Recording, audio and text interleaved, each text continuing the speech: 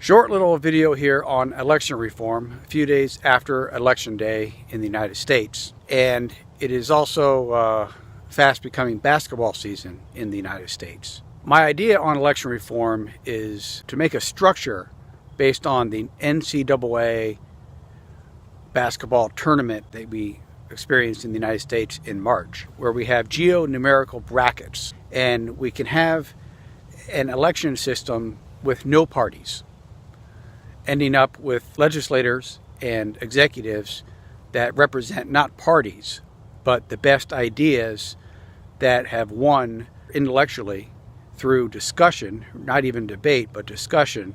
So you start off with many candidates who would essentially have a certain amount of signatures in a petition.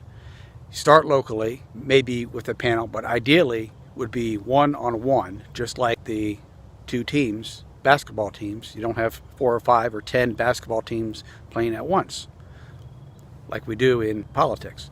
So if you follow my reasoning here, instead of the politics of division exercised through political parties, if we borrow that basketball tournament structure, we can end up with a Western champion and an Eastern champion that have to persuade the other half of the country that their ideas are better for the entire country. That would be for a presidential election. This idea could work also for a global parliament. No parties globally, but whether we democratize the United Nations or some other body, perhaps even online global governance or government. So instead of trying to have one part of the political spectrum win over the other, we use the political spectrum as a strength of diversity of ideas, and then in whatever particular problem is at hand being addressed at any given week, the best ideas marshaled from the entire political spectrum would be applied to solving that particular problem and then readjusting it as needed. That's how I envision global politics at its best.